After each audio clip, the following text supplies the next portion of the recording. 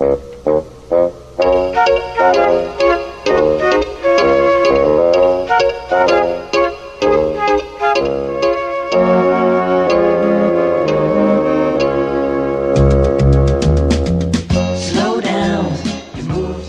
you ever work with Sinatra? Oh, yes. Well, Frank and I were good friends.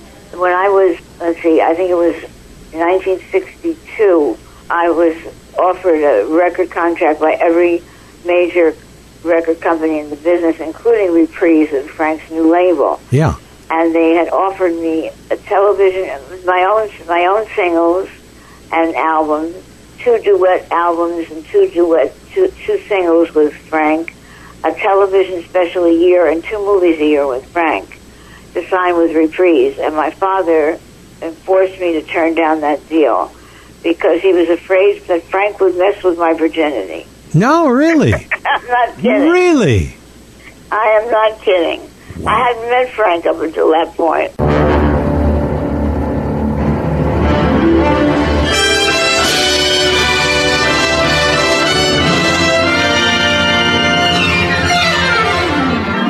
There's a great, big, beautiful tomorrow shining at the end of every day. There's a great, big, beautiful tomorrow, and tomorrow's just a dream away. Hey everyone, and welcome to another encounter with some groovy moments from the past. We're visiting the 60s with host Dick Scapatoni, whose pop group Harper's Bazaar had a hit record back then called Feelin' Groovy. He'll be talking with our guests about a decade that shaped a whole generation, not only with the most magnificent music ever made, but also the politics, protests, and pretty much everything that happened in the swingin' 60s. So Dick, who's on today's show? Thank you, John. This is the longest list of hit songs that I have yet to read for any of my guests. Are you ready?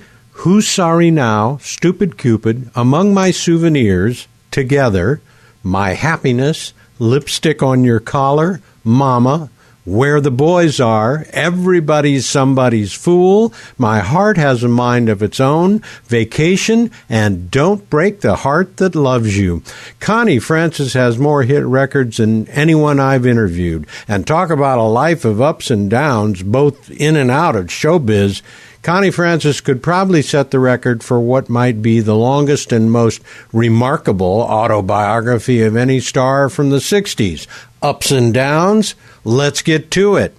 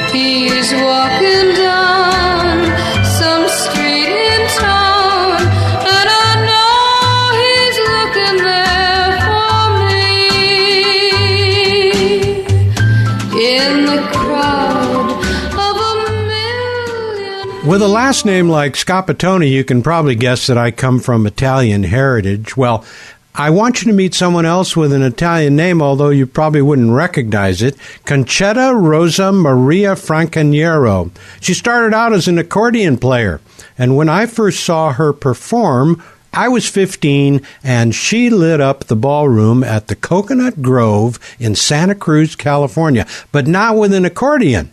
Back then, like today, she was also known as Connie Francis. Throughout the 60s, Connie remained a top box office draw, and despite several interruptions in her career, she's still active today.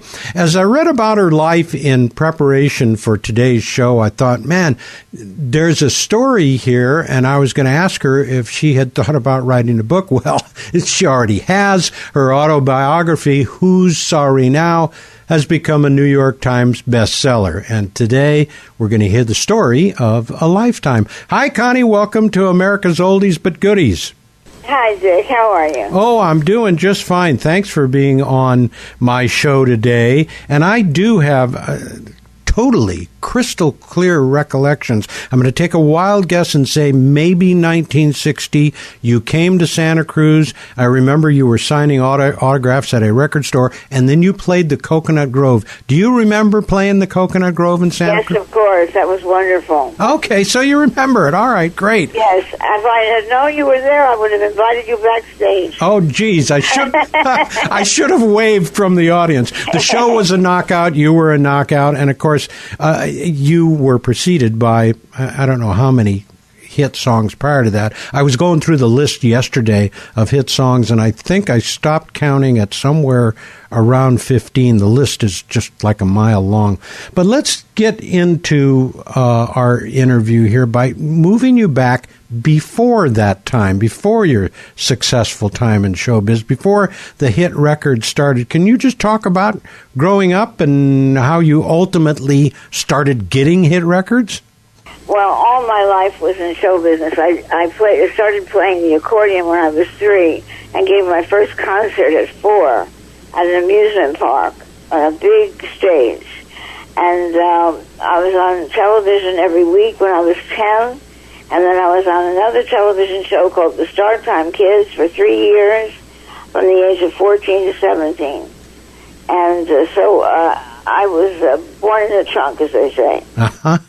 And Arthur Godfrey, who I remember watching all of Arthur Godfrey's shows.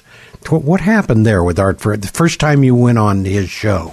Well, he was having a difficult time pronouncing Frankenaro. Yeah. My last name. Yeah. So he says, such a toughie. He said, why can't we give you a good old, easy-to-pronounce Irish name like Francis? And I said, what? And he said, I said, oh, Mr. Godfrey, my father will have kittens. Ah. Can you just call me Connie Frankenaro for tonight, and tomorrow I'll ask Daddy if I can be Connie Francis. So that's what he did. Yeah. He said Connie Frankenaro, and I have a copy of that broadcast when he introduced me with Connie Frankenaro playing the accordion. That's amazing. Yeah. Yeah. Is it like a TV copy or just an audio copy? No, it was an audio copy. Okay. Yeah.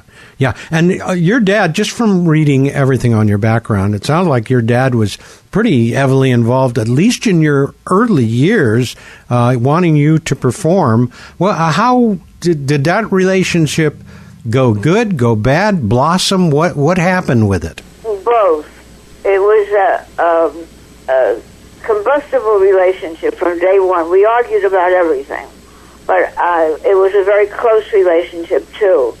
And he was a typical stage father, and was responsible for my success at 100%. I don't think I ever would have reached success I did without my father's input. Yeah, interesting. Did anybody speak Italian at home ever, or was strictly English? My grandparents did, not my parents. Same in my case. My grandparents, my nonno and nonna, spoke only Italian. They did not speak any English at all. They lived in San Jose, and we would make the trip over from Santa Cruz every Sunday. It was a must. We had to go visit nonno and nonna. But interestingly, they never learned to speak English. But I did my grandparents. Yeah. Just the curse words. Yeah. I learned all the curse words from my grandmother. Yeah. First time I went to Italy, Dick, they said, my God, where did you learn those words? And I said, my grandma taught me. Jeez. What part of Italy were they from? Northern, southern, where? Southern. My grandmother on my mother's side came from Naples, and on my father's side from Calabria. From Calabria, okay, yeah. And mine were near Pisa in a little town called Ponte Cerchio, which is not even on any map still today, although we have visited our relatives there in Ponte Cerchio, which was a real trip, just being in that Italian setting. Strangely enough, felt a little bit about like being in the Santa Cruz area weather-wise, and then I checked it out. It turns out that it's about in the same line when you follow it around the globe, and that's why it felt the same. But were you ever able to speak Italian and communicate with your grandparents? Yes. I didn't communicate with my grandparents in Italian because they spoke the dialect, the Italian, of the uneducated Italian people who came here because there was no work in Italy for them. Yeah. And so they immigrated to America. And so when I learned to speak Italian, I learned with an Italian professor from Rome. So even though I learned to speak a little bit of Italian, puro Italian, pure Italian, I still wasn't able to converse with my grandparents. Yeah, different dialect. Right, but I did sing in their dialect because most of the great Italian music was napoletano, was Neapolitan. Yeah, Neapolitan. When you took your Italian classes, because I did kind of the same thing, one of the things I found was I took Italian 3 different times, anticipating going to Italy. However, what I found was after about 2 weeks, if you don't use it, you lose it. Exactly right. I haven't been in Italy in about 7 years. And I find that when I speak to people from Italy, I've lost a great deal of it. You have to use it all the time. Yeah, you do. Is there a plan to go back? No, there's always a plan to go back. It's my favorite part of the world. And what's your favorite part of Italy? Positano. Positano, yes. We never made it that far south. We never made it more south than Rome. But I'll tell you, any part of Italy is like a picture postcard. Any part of Italy is beautiful.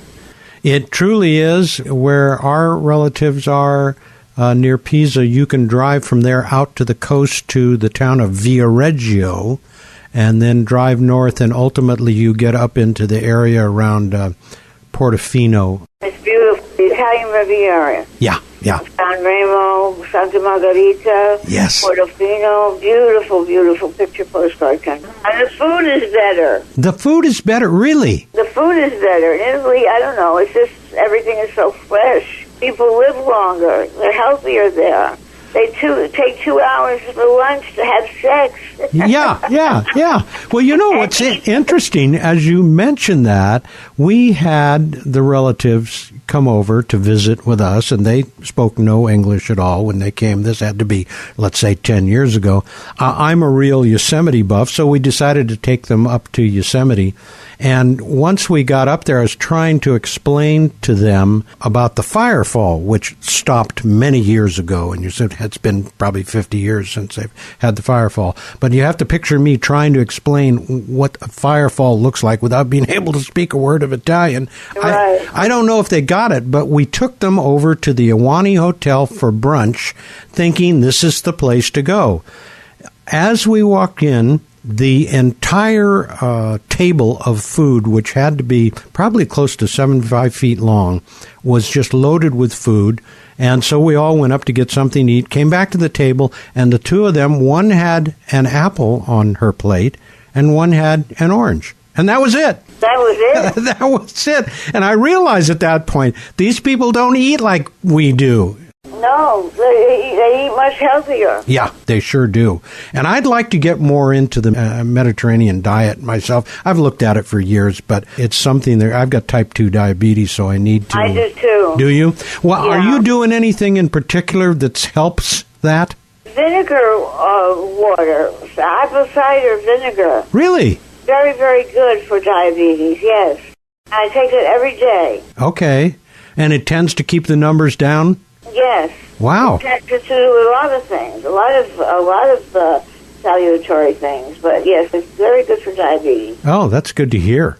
But of course, I'm Italian, so I favor Italian food. Yeah. And that doesn't help. Yeah, right. I know it. Keep me away from my pasta. Yeah, same here. It's the same thing. Particularly the pasta sauce that I've developed probably over the last 30 years. It gets better and better with each passing year, but it doesn't help the weight line. So I don't know. What are you going to do when you're Italian? You're kind of stuck with that, I think.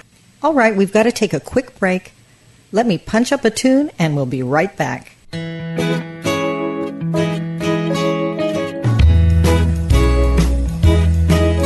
I want you to tell me why you walked out on me.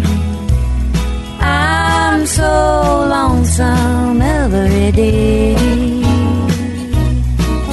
I want you to know that since you walked out on me, nothing seems to be the same old way. Think love that burns within my heart for you. The good times we had before you went away. Oh, who's sorry now? Who's sorry now? Whose heart is aching for breaking each vow? Who's sad and blue? Who's crying too? Just like I cried over you.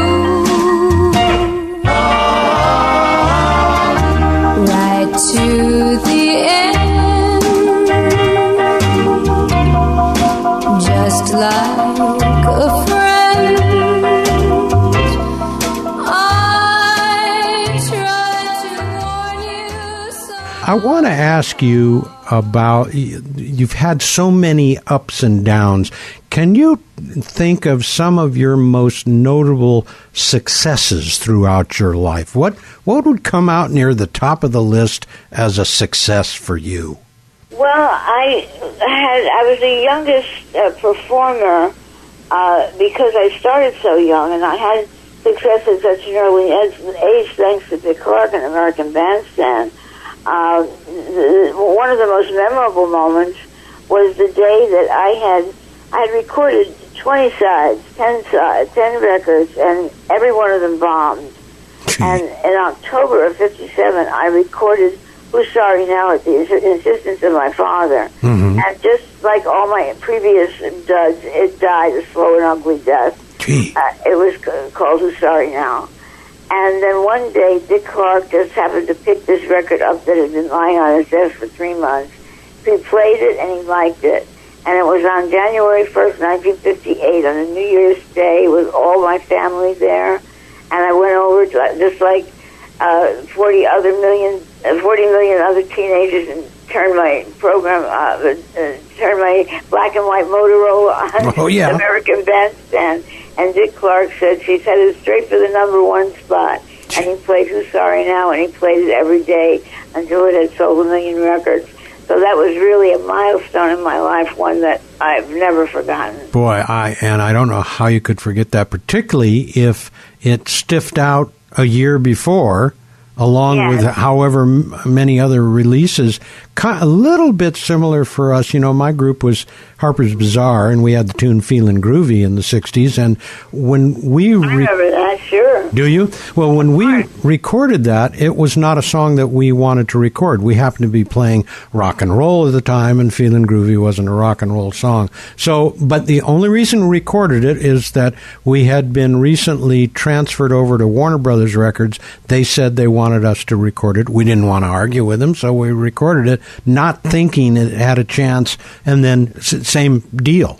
That got picked up and finally got airplay. And so much of showbiz is literally not predictable in any... Well, you talk about non-predictable. And in December of 1957, I had to leave college because my brother had to go to college. You know, an Italian family, the son was always, the shining star. Yeah. And my brother had to go to college, so I had to leave. I had to give up a scholarship. And I was taking shorthand and typing as a secretary in my Aunt Marie's office in December of '58.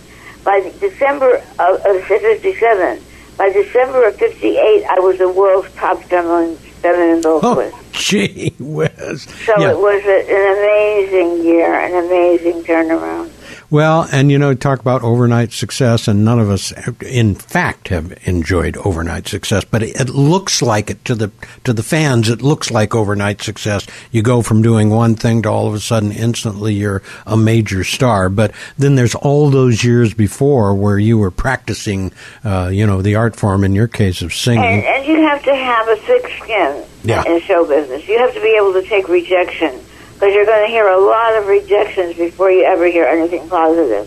Yeah, that's so true. I know, just thinking about how many record companies we had auditioned for. We were in Northern California near San Francisco. We would make regular trips with we'd load up the trailer with all of the drums and basses and guitars and everything, go down to Hollywood and audition. We never made it that way, even though we auditioned for every record company. The only way that we made it was the small label we were on in San Francisco ended up going broke and selling to Warner Brothers, and so we just automatically went on Warner Brothers as part of the sale. So, again, totally unpredictable, and would have never said that it was going to happen that way, but that's showbiz.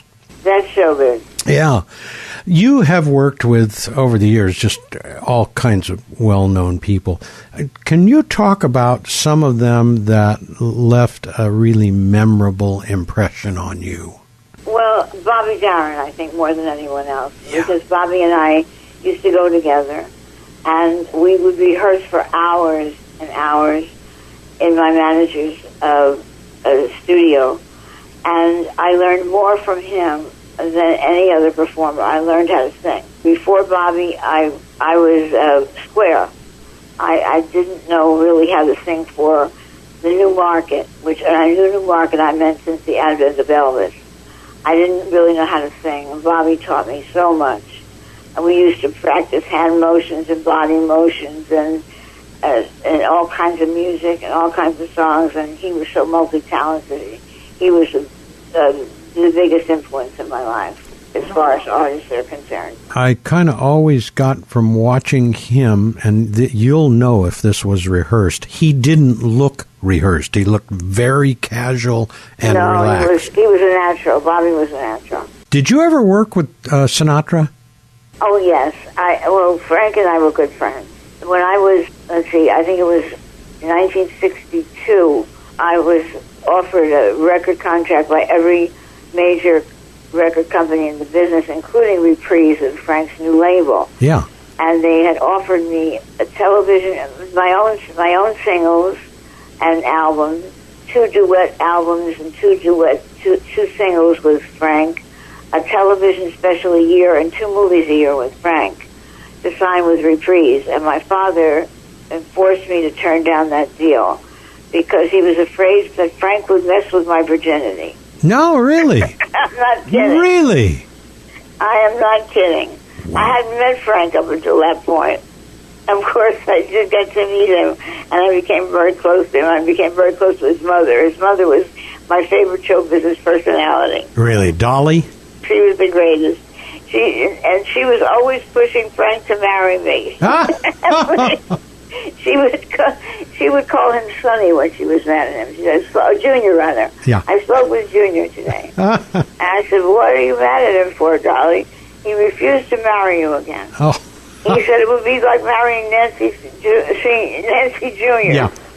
Oh, gee. She said, what am I, stupid? She said, what Italian mother wouldn't want Connie Francis to be their daughter-in-law? Oh, really? Well, actually, if you think about it, yeah, who wouldn't want that? I mean, that would be the major catch of the century. We had, I saw Frank only a couple of times. I saw him in the studio when he was doing the That's Life album. And then he was married briefly to Mia Farrow for about a year, I think. And Harper's Bazaar was Mia's favorite group, so we ended up playing their first-year anniversary party at Chasen's, which was... Right, that was one of Frank's favorite restaurants. Yeah, in Hollywood. So, anyway, who else now? Who else made a memorable impression on you? Judy Garland did. She was my idol. And when I got to meet her, she was I was appearing at the Sahara Hotel in Las Vegas, and there was this adorable little boy who was sitting ringside. And I said, what's your name, sweetheart? And he said, Joey. And I said, how old are you? And he said, 6. And I said, whoever belongs to this beautiful child, would they please bring him backstage after the show? And it was Judy Garland's little boy, Joey. Oh, really? Yeah. And so we spent a night together, a night that lasted until morning just talking. And that was one of the biggest thrills of my life. I idolized Garland. Yeah, and she had had such a long career in the business, doing everything under the sun, not just singing, but, the whole acting. Dancing, everything. Anyone else jump out right off the top of your head? Oh, there's so many of them. Don Rickles, I met Don when he was working at the lounge at the Sahara, and I was in the main room, and I would go to see his show every single night. And he taught me how to laugh, really belly laugh for the first time in my life. Huh. And Rickles was a big influence on me. When he was at that stage of his career, was he the Don Rickles that we came to know with all of the put-downs and everything else? Or was... Oh, yes, he was amazing. He asked me to go to a movie with him the first night that he met me. And so we went to a movie, and he rented a red, shiny car that day, a Corvette, to take me to the movie. Huh. And it was a fancy movie. It had a valet. And when we arrived at the movie, it was in the afternoon, we arrived at the movie, I was all dressed up, and we pulled up to the movie theater, and the valet said, "Wow, Mr. Rickles, she's a beauty." And I said, "Why, thank you." And Don said, "The car, Dummy, the car." Oh, jeez, yeah. Yeah, it sounds like a Rickles line that would get used. Yeah. He was just amazing. Yeah. I saw Bob Newhart on TV, I think it was last night, and he was talking about Rickles and how he missed him, and I guess the two of them were best buds. Yes, they were very close. Yeah. In spite of all of our successes, there probably was a few hills that we couldn't climb. Can you give me your best failure story? I could give you a lot of failure stories. Okay. But encompassing all of my failure stories was my very unsuccessful personal life with 4 marriages and 4 failures. And so with all of the success that I had personally in the private arena of my life, I didn't do so well at all. Yeah. So I think that would have to rank among the biggest failures.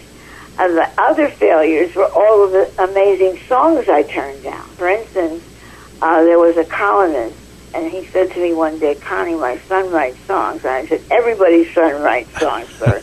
And he said, "Yeah, but my son is really writing some good material, Connie." I said, "Well, tell him to come up to the office." We made an appointment to meet. And his son came in there, and he started to play the piano with his partner, Hal, and they played me songs until late at night, song after song after song.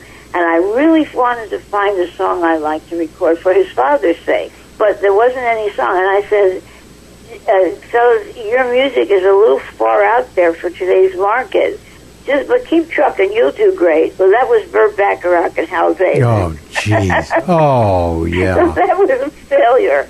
Dionne Warwick should thank me. Yeah, she really should. Yeah, with a Right. long string of hits from those two guys, absolutely. And I don't know, do you ever hear from Bacharach now? I don't know what he's doing now. No, I don't hear from him, no. Yeah, I'm not sure if he's even writing anymore. I don't know. I'm sure he is. I did an album of Burt Bacharach songs about 7 years later of all the hits that these two geniuses wrote. And I was waiting for a letter from them for the back of my album to put, "We heard your album, we liked it, we hated it," something. I waited a very long time for that letter. It became like a running joke in my office. I was walking in the morning, and the people in my office would say, "Have you heard from Burt yet?" Because I had turned him down. And finally, I got a lukewarm letter from him. Nothing, no raving review about the album, and that was it. Yeah, that was the end of that. It reminds me of when Harper's did Feelin' Groovy. That was written by Paul Simon. We never did hear from Paul Simon, even though I know we made him a few bucks on that tune, but he never called. So, and I've often thought to myself, if I had written a song for someone that took off like that, I certainly would have been the first one to call him. But Paul Simon had other things going on, I guess. So what are you going to do? Hey, do you feel a song coming on? I do. Let's take a break, just enough time for a quick cappuccino, and we'll return shortly.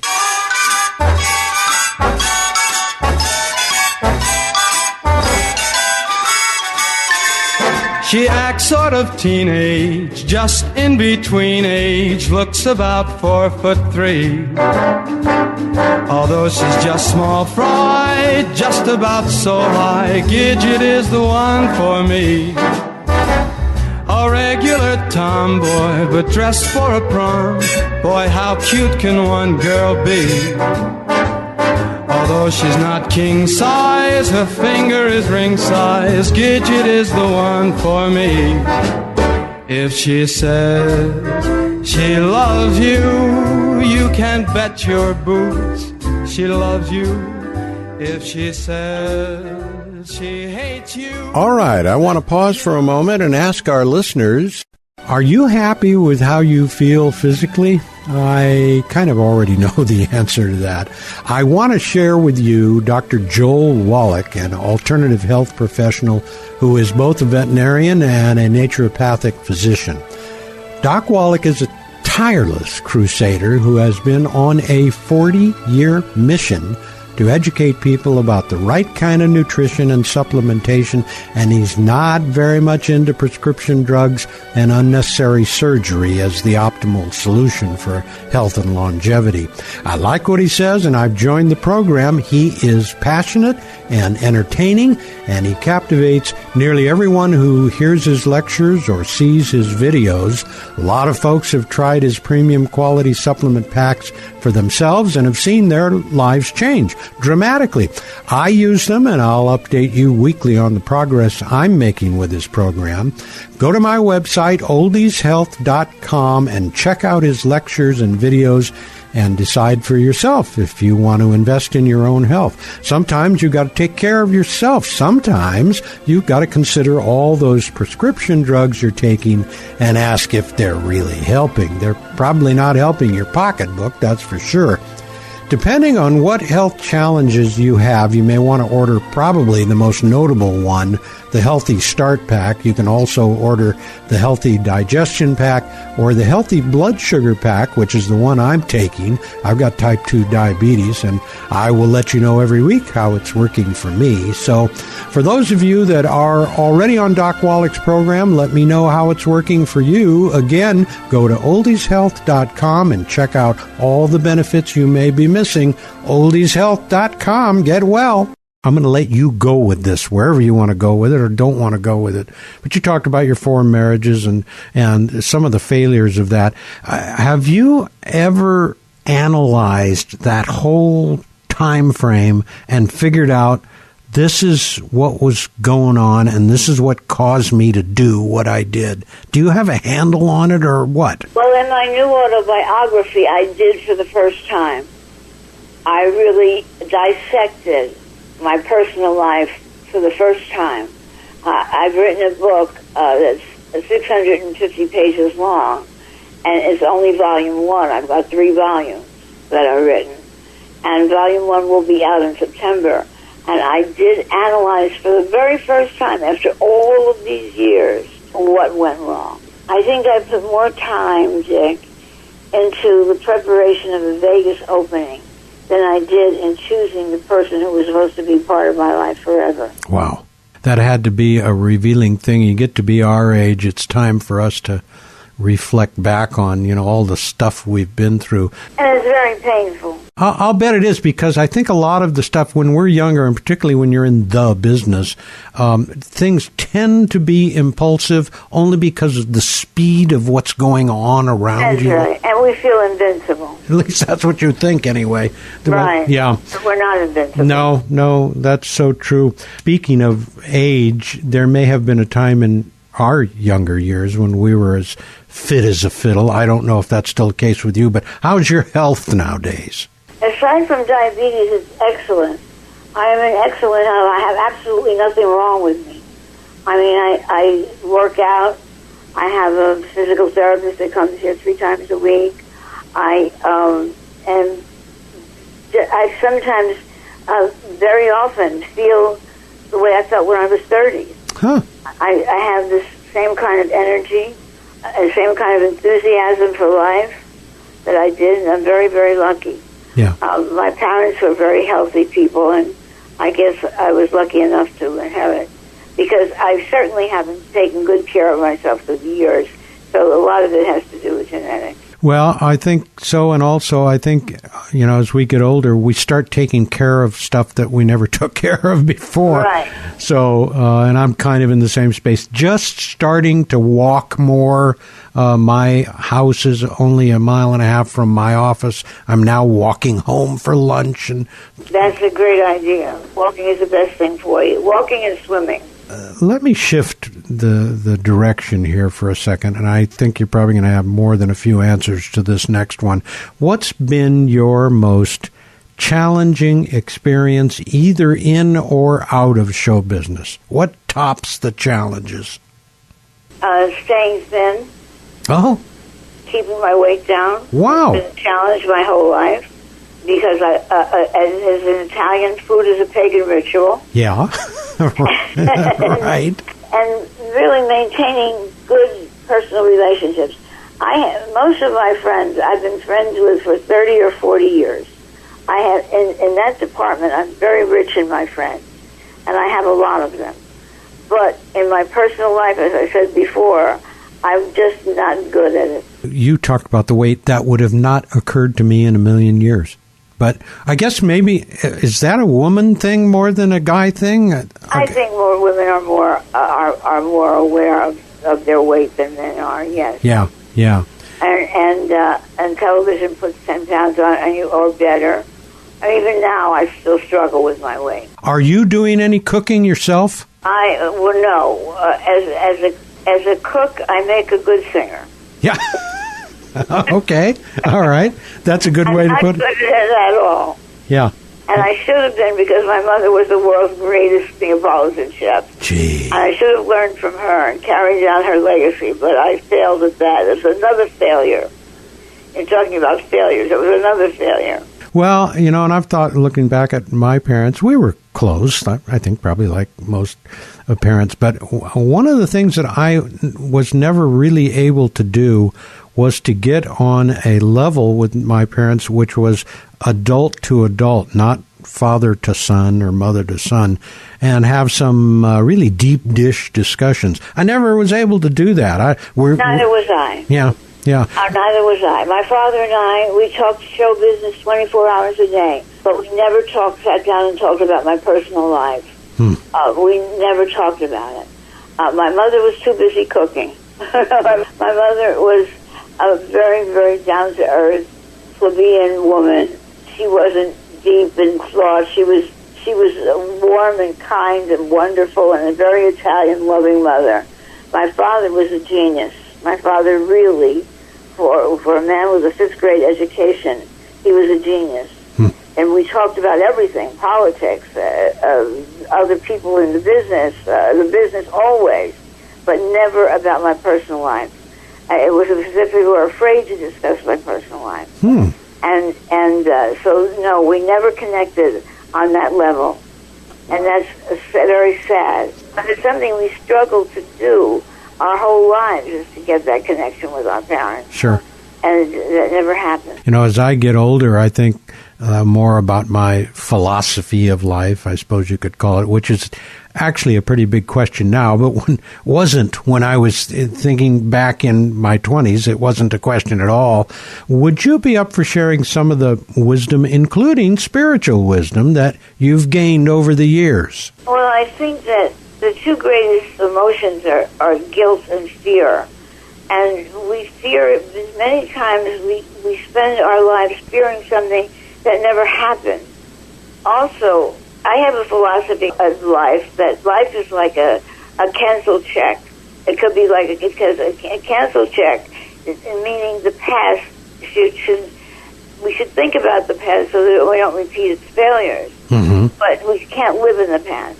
Yeah. And we have to give ourselves some slack sometimes. We have to forgive ourselves, because we've all made mistakes. We're all human. We've made mistakes. And there isn't anybody alive who wouldn't do it over again if they could, that wouldn't make the same mistakes. And so, but you can't dwell on it. Yeah. So the past is like a canceled check to me. And the future is a promissory note. And tomorrow is promised to no one. So a promissory note is something you may get and you may not get. and only today is cash. I live in the moment. Boy, that's great that you've been able to develop that. And but when you talk about the past, for anybody in showbiz that has a past, you have a gigantic past. It would be easy to stay in that space. For example, here I am calling you today to do an interview with Connie Francis, right? And I remember Connie Francis from many years ago.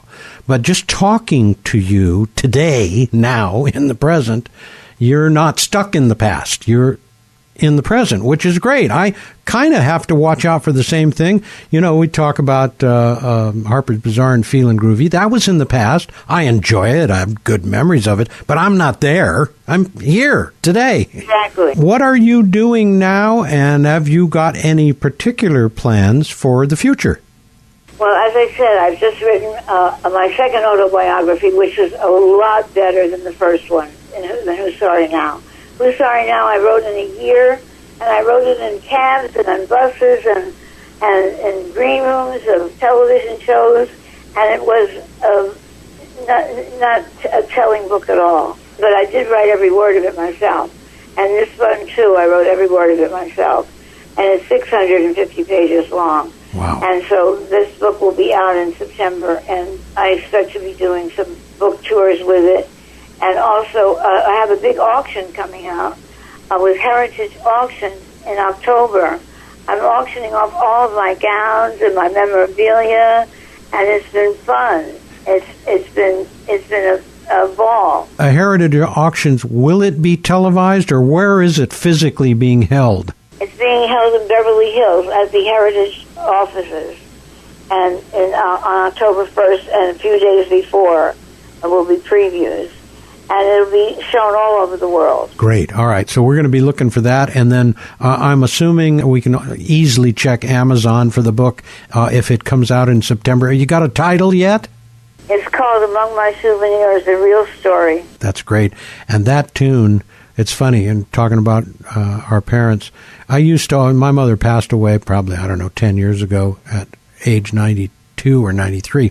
But she always liked me putting together tapes for her of her favorite music that she would play while she was gardening. Her most favorite song of all time was your version of Among My Souvenirs. Oh, isn't that nice? Thank you so much. Spectacular tune, and you did a great job with it.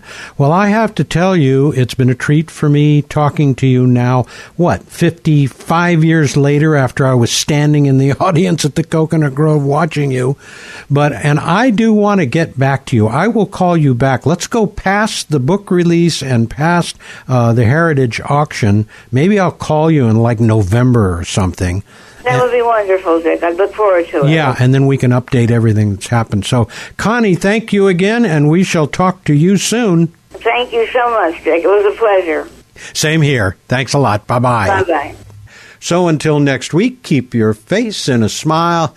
It makes everything worthwhile. Bye-bye. You've been listening to America's Oldies But Goodies with Dick Scapatoni. Join us again next week for more memories from the good old days. In the words of Jerry Garcia, what a long, strange trip it was. The swingin' 60s. I'm John Berg. See you then.